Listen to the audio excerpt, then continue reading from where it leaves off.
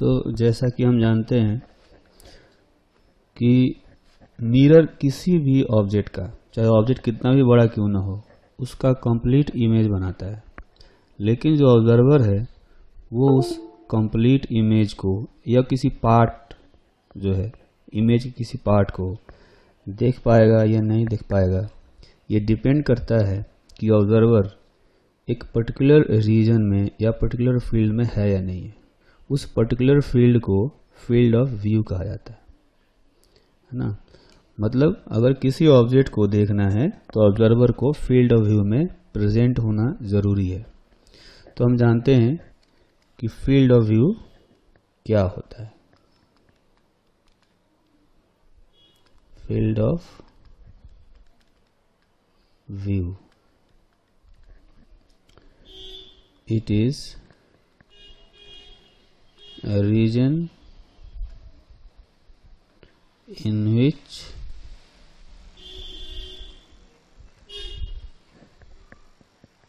eye of observer should be present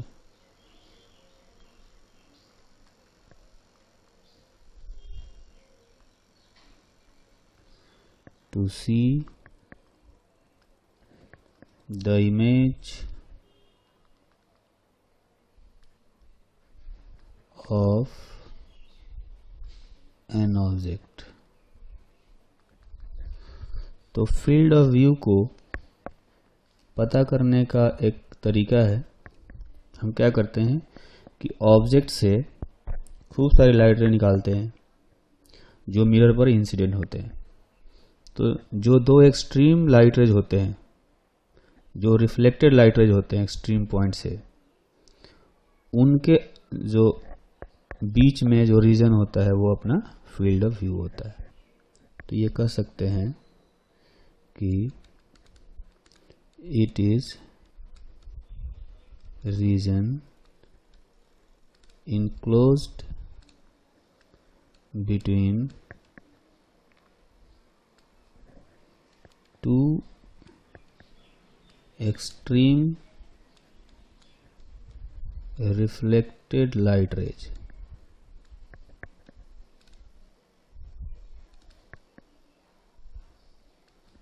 from mirror। तो जैसा कि अपने पास मान लेते हैं एक मिरर है और मिरर के सामने यहाँ पर एक ऑब्जेक्ट रखा हुआ है, ये अपना ऑब्जेक्ट है।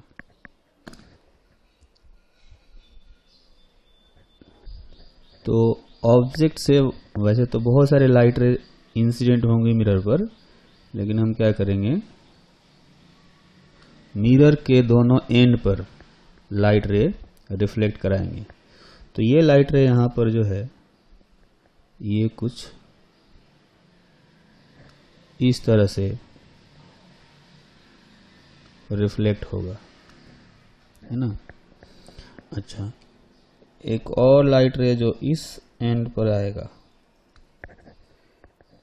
यहां से रिफ्लेक्ट होने के बाद ये लाइट रे जो इधर गया था वो रिफ्लेक्ट होकर के इधर आ जाएगा, और ये जो लाइट रे है, ये लाइट रे जो यहां पर है, ये है, यहां से ये जो लाइट रे है ये मिरर पर आया और यहां से कुछ इस तरह से रिफ्लेक्ट हो गया। तो ये दो एक्सट्रीम लाइट रेज हो गए। इनके बीच में जो रीजन है उस रीजन को जो है हम लोग फील्ड ऑफ व्यू कहते हैं, ये वाला रीजन। इस रीजन में कहीं भी ऑब्जेक्ट होगा, सपोज जो ऑब्जेक्ट है, ऑब्जेक्ट यहाँ पर है और ऑब्जर्वर जो है वो यहाँ पर है, ये ऑब्जर्वर है। तो कोई ना कोई लाइट रे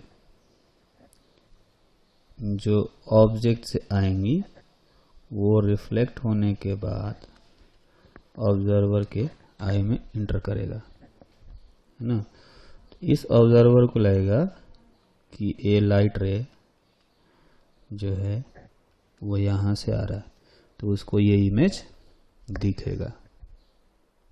तो फील्ड ऑफ व्यू पर बेस्ड एक क्वेश्चन करते हैं।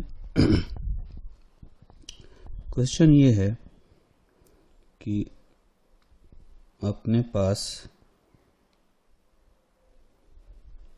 एक मिरर है, इस मिरर का लेंथ है L।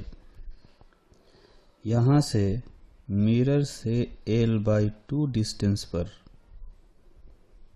L/2 डिस्टेंस नीचे, और यहाँ से L डिस्टेंस इधर एक ऑब्जर्वर है, या ये कह लें एक ऑब्जेक्ट है।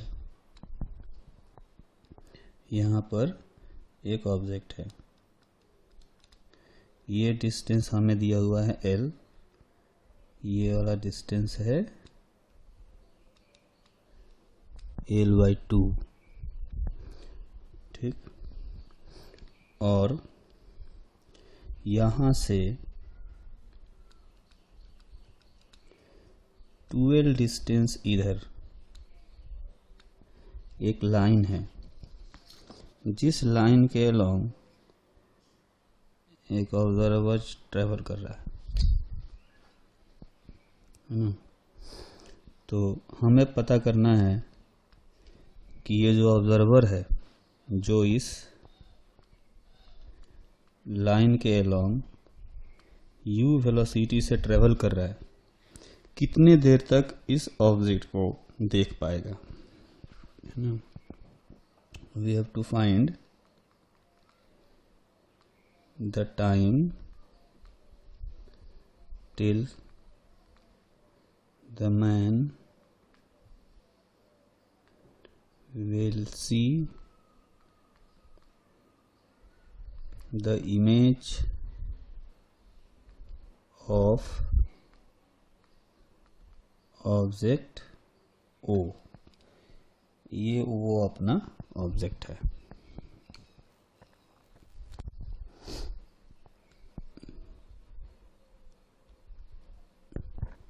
तो इसके लिए हमें ये जानना जरूरी है कि जो ऑब्जर्वर है, जो आदमी है, वो कितने देर तक फील्ड ऑफ व्यू में रहेगा। जितने देर तक फील्ड ऑफ व्यू में रहेगा उतने देर तक इमेज देखेगा। तो उसके लिए हमें ये जानना जरूरी है कि फील्ड ऑफ व्यू जो है वो कहाँ तक है ना।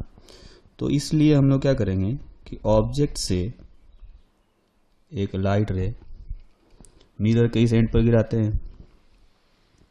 यहाँ से जो लाइट रे निकलेगा वो रिफ्लेक्ट होने के बाद कहीं यहाँ आएगा इस तरह से, है ना। तो हम देख सकते हैं कि अगर ये एंगल ऑफ इंसिडेंस है I, तो ये एंगल ऑफ रिफ्लेक्शन भी I होगा। तो अपने पास दो सिमिलर ट्रायंगल हैं यहाँ पर, AOB and ACD।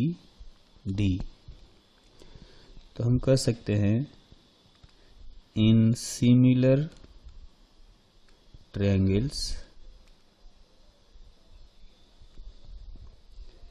ABO and ACD, ये दोनों ट्रायंगल सिमिलर ट्रायंगल होंगे क्योंकि दो एंगल II है, दो एंगल 90 डिग्री है, तो थर्ड वाला भी एंगल इक्वल होगा। तो सिमिलर ट्रायंगल्स में साइड्स का रेशियो इक्वल होता है। तो जैसा कि हम इसमें देख सकते हैं कि CD divided by OB is equal to होना चाहिए CA डिवाइडेड बाई BA। तो CD का वैल्यू हमें पता करना है। OB हमें दिया गया है L/2, CA जो है वो 2L है और BA L है। तो यहाँ से हम देख सकते हैं कि CD जो आएगा वो L के इक्वल आएगा, है ना। अच्छा, तो मतलब ये जो डिस्टेंस है ये L के इक्वल हो गया, ठीक। लाइट रे जो है वो मिरर के दूसरा जो एंड है यहाँ पर इंसिडेंट कराएंगे और यहाँ से ये रिफ्लेक्ट होने के बाद कहीं ऑब्जर्वर के पास जाएगा। तो ये लाइट रे ऐसे आया और ऐसे चला गया। तो यहाँ भी ये तो हो गया अपना नॉर्मल, ये अपना नॉर्मल है। तो ये एंगल अगर R होगा तो ये एंगल भी R होना चाहिए।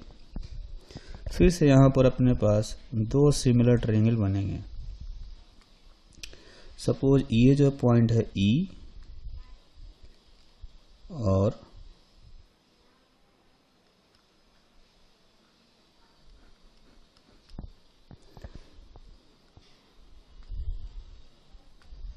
ये जो पॉइंट D है वो बिल्कुल E वाले लाइन में होगा, क्योंकि AE L है तो CD जो होगा ये भी L है, यानी DE लाइन जो है बिल्कुल मिरर के परपेंडिकुलर है।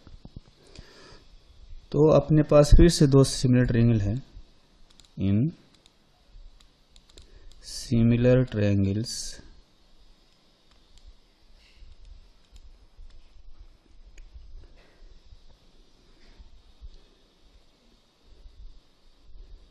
E D F and E O G, ये जो पॉइंट है ये G है। तो अपने पास ये दो सिमिलर ट्रायंगल हैं, क्योंकि दो एंगल तो इनमें R है, बाकी दोनों में एक 90 डिग्री का है, तो थर्ड एंगल भी इक्वल होगा, इसलिए सिमिलर ट्रायंगल है। इनके भी साइड्स का रेशियो इक्वल होना चाहिए। तो साइड्स के रेशियो निकालेंगे तो हम देखेंगे FD ये होगा FD divided by OG is equal to DE divided by GE। तो इसमें FD हमें पता करना है, OG जो है वो है 3L/2, DE का वैल्यू है 2L और उसी तरह से GE का वैल्यू है L। तो यहाँ से कहा जा सकता है कि FD का जो वैल्यू आया वो आ गया 3L। तो इसका मतलब ये हुआ कि जो ऑब्जर्वर है वो ऑब्जर्वर जब तक इस रीजन में, ये अपना फील्ड ऑफ व्यू हो गया, इस रीजन में रहेगा तब तक इमेज को देख सकता है, ठीक है। यानी जब तक F से D तक ये ट्रेवल करेगा, यहाँ से यहाँ तक F से D तक ट्रेवल करेगा, तब तक उसको इस ऑब्जेक्ट का इमेज दिखेगा, बाद में उसको नहीं देगा क्योंकि फील्ड ऑफ व्यू से बाहर चला जाएगा। So time taken by man to travel from F to D is equal to distance 3L divided by speed U। तो ये अपना आंसर हो जाएगा।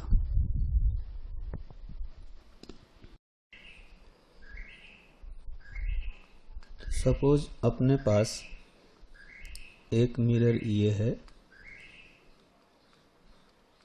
इस मिरर को मान लिया M1 कहते हैं, इसके पैरेलल एक दूसरा मिरर है, इस मिरर को हमने M2 कह दिया। तो दोनों मिरर की जो लेंथ है वो इक्वल है और ये 3 मीटर के इक्वल है। दोनों मिरर के बीच का गैप है 4 सेंटीमीटर। ठीक है। अब ये जो मिरर M2 है, इसके इस कॉर्नर पर एक लाइट रे इंसिडेंट होता है बिल्कुल 37 डिग्री के एंगल पर। तो हमें पता करना है कि ये लाइट रे मिरर के गैप से बाहर निकलने से पहले कुल कितनी बार रिफ्लेक्ट होगा, है ना। तो we have to find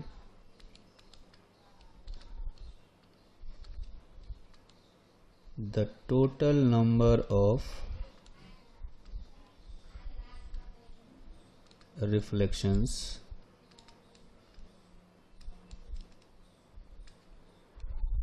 light ray may undergo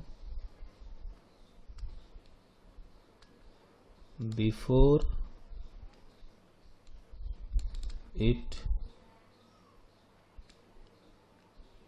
emerges out of the gap between the two mirrors।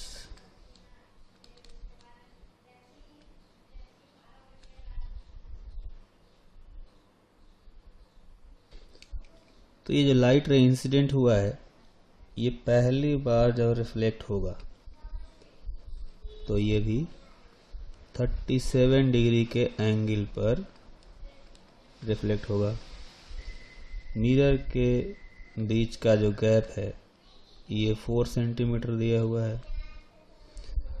तो ज्योमेट्री से देखें तो ये वाला जो डिस्टेंस है ये 3 सेंटीमीटर होना चाहिए। तो पहली बार यहाँ रिफ्लेक्ट हुआ लाइट रे, फिर उसके बाद ये लाइट रे यहाँ पर इंसिडेंट हुआ और फिर ये ऐसे रिफ्लेक्ट होगा। तो ये वाला जो एंगल है ये भी 37 डिग्री होना चाहिए और ये एंगल ऑफ रिफ्लेक्शन ये भी 37 डिग्री होगा।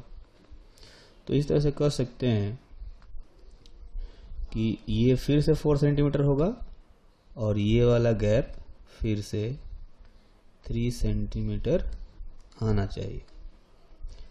फिर से यहाँ से यही लाइट रे रिफ्लेक्ट होकर के कहीं इधर जाएगा।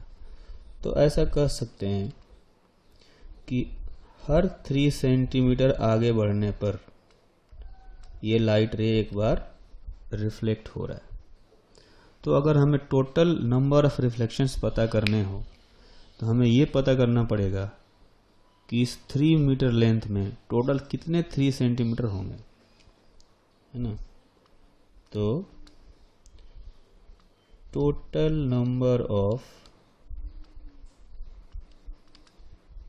रिफ्लेक्शंस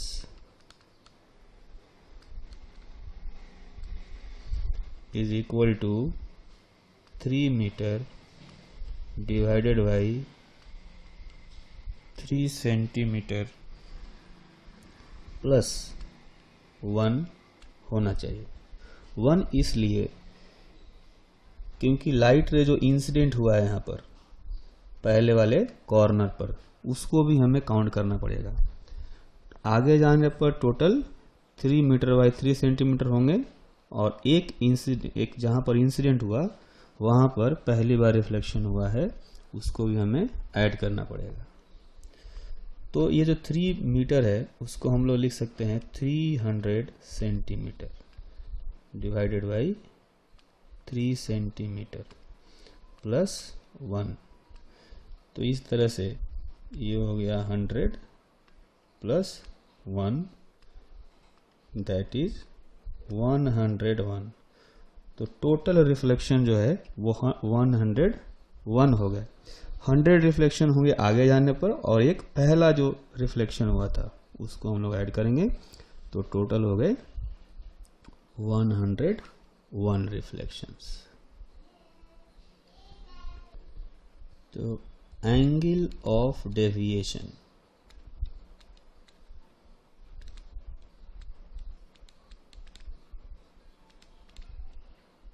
ये क्या होता है ना। तो एंगल ऑफ डेविएशन होता है जैसे कोई लाइट रे आया और वो किसी ऑप्टिकल इंस्ट्रूमेंट पर इंसिडेंट होता है। ऑप्टिकल इंस्ट्रूमेंट जैसे मिरर हो गया, कोई लेंस हो गया, या प्रिज्म हो गया। तो ये जो ऑप्टिकल इंस्ट्रूमेंट्स हैं, इन पर जब लाइट रे इंसिडेंट होगा तो इनमें खूब सारे रिफ्लेक्शन होंगे, और उसके बाद फाइनली ऑप्टिकल इंस्ट्रूमेंट से बाहर लाइट रे निकल जाएगा।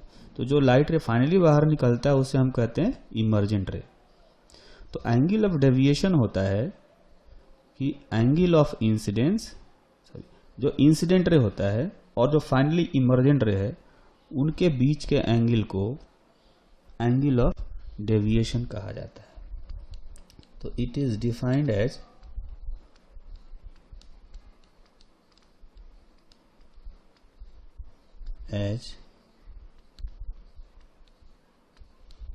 angle between the incident ray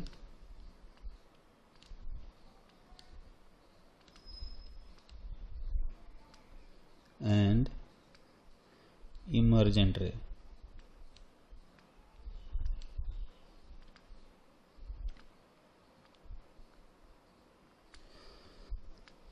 तो जो एंगल ऑफ डेविएशन है वो हम निकाल सकते हैं तब भी जब रिफ्लेक्शन हो रहा हो, तब भी जब रिफ्रैक्शन हो रहा हो, और तब भी जब प्रिज्म से बाहर निकल रहा हो। ठीक है। तो यहां पर हम एक पर्टिकुलर केस देख रहे हैं रिफ्लेक्शन वाला।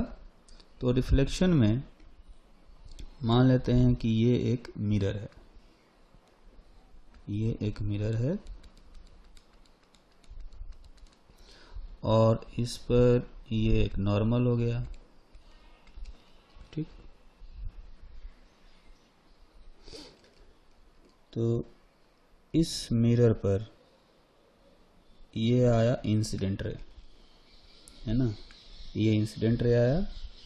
एंगल ऑफ इंसिडेंस है आई, ये है अपना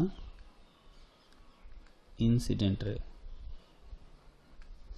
और फिर ये लाइट यहां से रिफ्लेक्ट होकर के इधर चला गया, तो ये हो गया अपना रिफ्लेक्टेड रे।